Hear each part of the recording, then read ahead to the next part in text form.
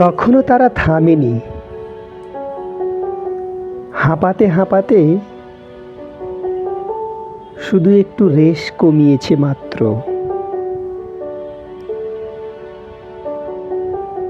খুব জোরে জোরে নিঃশ্বাস নেওয়ার চেষ্টা করছে তখন।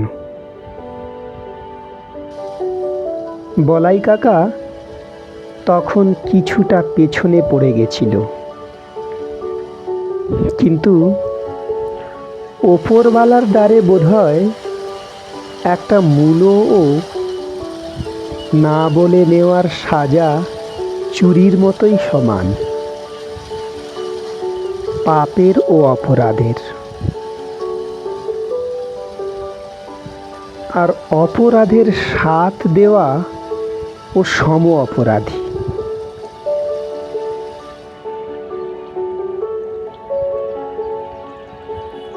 কারোরই বেগ তখনও থামেনি। কোথা থেকে মহাদেবের হৃষ্টপিষ্ট স্বাস্থ্যবান ভোলার তীব্র গর্জন কানে এলো। ভোলা তার প্রভু মহাদেবের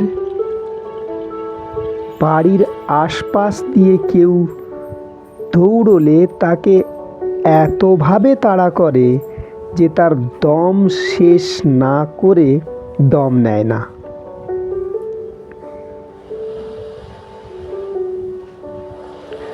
যখনই মালির সেই কথা মনে এলো, অমনি তীব্র বেগে দৌড়ে সবার আগে চলে গেল। সবার পেছনে ঝান্টু ছিল। ভোলা দৌড়ে তার পিছু নিল। যখন দেখল সে থামছে না, অমনি এক লাফে তার পেছনে সজোরে কামড় দিল। ভাগ্যিস তার প্যান্টটা বেশ ঢিলা ছিল। যখন কিছুটা কাপড় ভোলার দাঁতে আটকে গেল, অমনি ভোলা শান্ত হলো। ঝান্টুর বেগ তাতে কিছুমাত্র কমল না। পেছন ফাঁকা প্যান্টের কথা ভাবারও সময় হলো না। শুধু প্রাণপণে সে দৌড়লো। ভোলার কামড়ে খুবলে যাওয়া ঢোলা প্যান্টের দিকে না তাকিয়ে একেবারে বাড়ি গিয়ে সে থেমেছিল। মালি আর রঘু সঙ্গে রাজু শিবপুকুরের পাড়ের সামনে আসতেই ঝাঁপ দিয়ে দিল জলে। ডুব সাঁতার দিয়ে একেবারে শিবপুকুরের ওই পাড়ে গিয়ে উঠল। তারপর তারা নিস্তার পেল। বলাই কাকা কোন অজানা কারণে কখন ফিরে গেছে জানা নেই। ভাগ্যিস সে মালিকে অন্তত চিনতে পারেনি। না হলে বাবার কাছে নালিশ গেলে বড়দার শাস্তির হাত থেকে নিস্তার ছিল না তার। রাত্রি তখন 7টা। মালির বড়দা বাড়ি ছিল না, তাই আজ তার পড়তে বসা নেই। মা প্রমীলা ভাত রান্না করছিল উনুনে ঘুঁটে জাল দিয়ে। সে ডাকল, মালি। উত্তর এলো, হ্যাঁ মা। একটিবার রান্নাঘরে আয় বাবা। ও গেল, মায়ের পাশে বসলো। উনুনে বসানো হাঁড়ির ফাঁক দিয়ে ঘুঁটে, তার সঙ্গে কিছুটা বাঁশপালার আগুনের যে ফুলকি বের হচ্ছিল, তাতে মায়ের মুখখানা একবার স্পষ্ট দেখা যাচ্ছিল, আবার একটু দম নিয়ে আধার করে আগুনের ফুলকি আসার আগে পর্যন্ত আলো আঁধার। এই আলো আঁধারিতে বোধ করি ঈশ্বর ছাড়া আর কোনো প্রাণের সব কিছু দৃষ্টিগোচর করা দুঃসাধ্য ছিল। কিন্তু মায়ের মমতা বোধ হয় তেনার থেকেও প্রখর।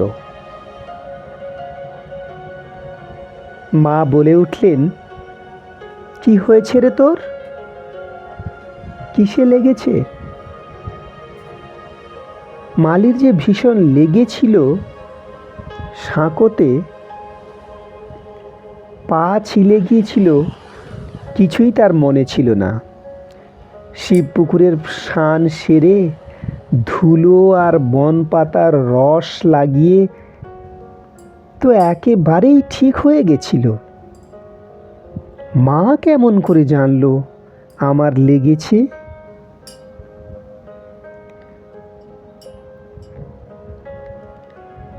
সে ভাবল, কিন্তু মনের কোমলতা সমান রেখে বলল, ও কিছু না মা।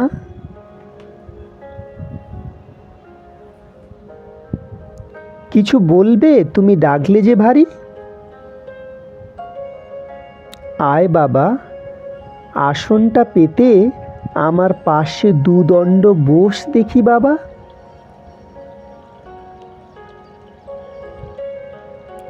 সে একটা আসন পেতে মায়ের গা ঘেঁষে বসল। মায়ের এত কাছে বসে তার গায়ের গন্ধ অনুভবের সুযোগ কৈশোর চলে গেলে আর আসে না। কিন্তু যে একটা বার পেরেছে সেই মাতৃ স্নেহকে গন্ধ করে শিখেছে ভরতে তার নিজের মন,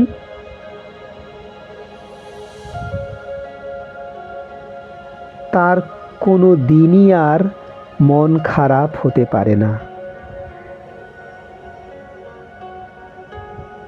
যখন টলমল করে সেই গন্ধ হৃদয়ে ছড়িয়ে প্রবাহিত হয় শিরায় শিরায়, আর মাতৃসুখের প্লাবনে সব কিছুকে খড়কুটোর মতো সাফ করে মনে মধু ভরে দেয়। প্রমীলা অমনি বলে উঠল, ভগবান তোকে ভালো রাখুক বাবা।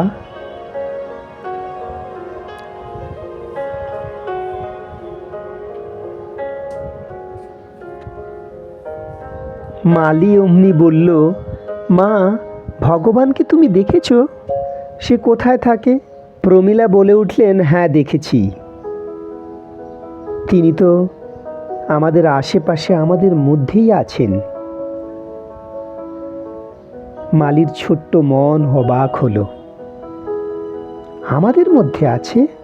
মনে মনে সে ভাবল, কেমন করে থাকে, কি করে সে আমাদের মধ্যে? মাকে আবার জিজ্ঞেস করলো, কই, আমি তো দেখতে পাচ্ছি না মা। প্রমীলা আরও মমতা দিয়ে বলল, বাবা চুপটি করে বসো, আমি বলছি। ওই যে আমাদের রঙ্গন বনে বাগানে কত লাল লাল ফুল, তারে ছিঁড়ে মুখে দিলে মিষ্টি লাগে, সে মধু তো ভগবানেরই বানানো।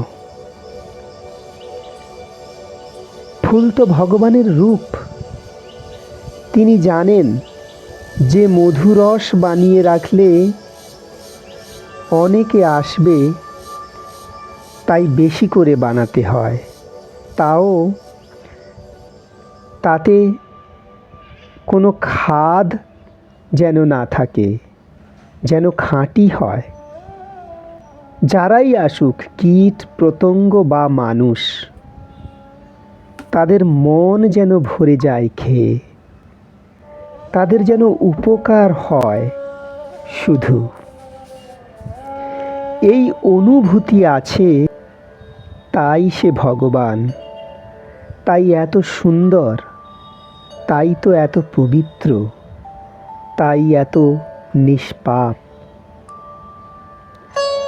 এসবই ভগবানের রূপ।